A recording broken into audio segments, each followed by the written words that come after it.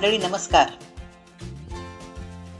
आजकालच्या मुलामुलींचंही बरोबर आहे हो, आणि पूर्वीच्या जुन्या पिढीचंही बरोबर आहे.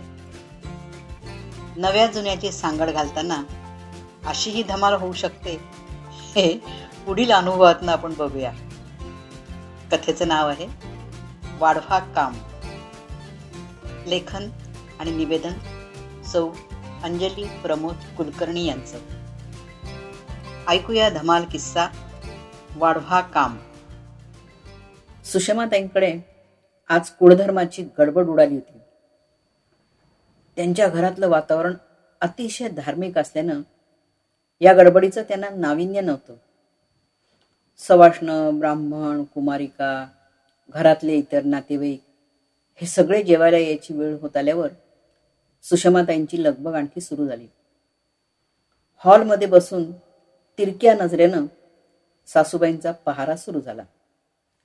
हातपाय लोळेन, तोंड चुरूचुरू बोले, ह्या अवस्थेला त्या पोचल्या होत्या.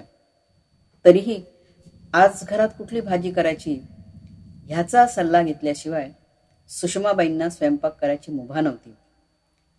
सुषमा, भजी वेळेला गरम गरमच करून वाढ ग. आणि हो, बापूच्या नंदाला कोथिंबीर कशात घातलेली आवडत नाही.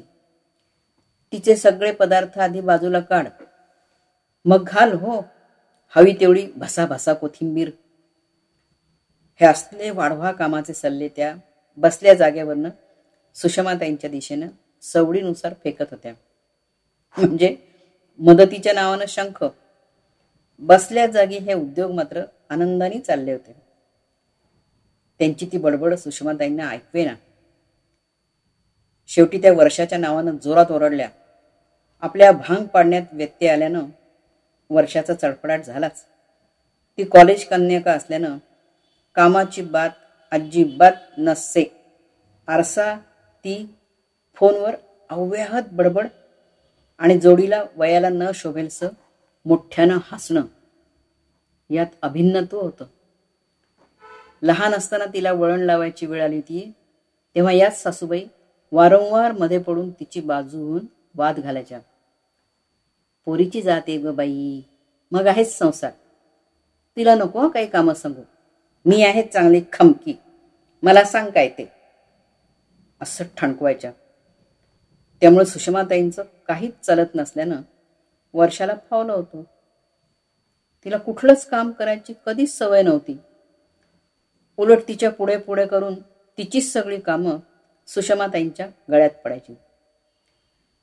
हिचं पुढे कसं होईल याची त्यांना कायम काळजी वाटायची. पण ते काही नाही, आज आता आपण हिला वाढायला लावायचंच, असा मनाशी निश्चय करून त्यांनी वर्षाला मधल्या हॉलमध्ये सगळ्यांचं पाटपाणी घेऊन वाढायला फरमावलं. आईचा हा रुद्रावतार तिला अनोळखी होता. पण कशी कोण जाणे, चडपडत तिनं कशी तरी प्राथमिक तयारी केली. पाहुणे मंडळी आल्यावर त्यांना आतल्या खोलीत बसवलं आणि भजी तळता तळता त्या तिला सूचना करत होत्या. आई, कुठे कुठे काय काय वाढवायचं व? या तिच्या प्रश्नाला डाव्या बाजूला मीठ, त्याखाली लिंबू, चटणी, कोशिंबीर असं सगळं या क्रमानं वाढायला सांगितलं. त्यांच्या सांगण्यानुसार भात सोडून तिनं सगळं वाढलं. खरं तर ही काही सांगायची गोष्ट नव्हती. लहानपणापासनं आयतं पान वाढून मिळाल्यावर पदार्थांचे निदान क्रम तरी लक्षात ठेवू शकत होती. पण आपलं तळणीचं काम झाल्यावर, हात पुसत त्या बाहेर आल्यावर, वाढलेल्या पानांकडे नजर गेल्यावर त्या चक्रावल्याच. वर्षानं डावीकडचे पदार्थ उजव्या बाजूला, उजव्या बाजूचे पदार्थ शिस्तीत डाव्या बाजूला वाढलेले बघून त्या संतापल्याच. अगं, हे असं उलटं काय वाढलं सगळं? कडाडत त्यांनी विचारल्यावर मख्ख चेहऱ्यानं वर्षानं सांगितलं, अगं मग तूच नाही का सांगितलंस डाव्या बाजूला काय काय वाढते? हे तसंच वाढलंय. तिनं जेवणाऱ्याच्या डाव्या बाजूला पदार्थ न वाढता वाढणारीच्या डाव्या बाजूला वाढल्यानं हा पस्तावा झाला होता. आता हिला मारावं की आपल्याच थोबाडीत मारून घ्यावी असं सुषमाताईंना वाटलं.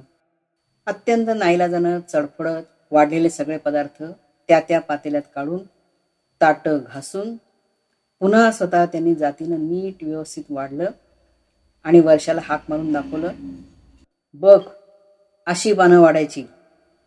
तिने छान मान डोलवली. कारण हा तिच्या वाढण्याचा कार्यक्रम वार्षिकच असल्यानं वर्षाचं काय जातंय हो म्हणायला. लगबगीनं पाहुण्यांच्या आधी ती पाटावर जाऊन जेवायला बसली सुद्धा.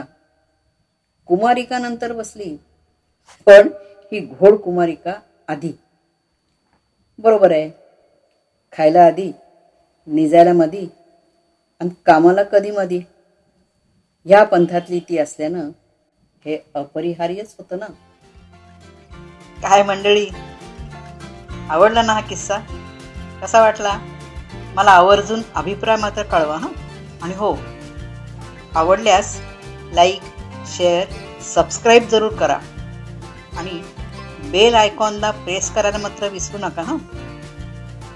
भेटूया पुन्हा लवकरच अशाच नवीन कथांमधनं. धन्यवाद.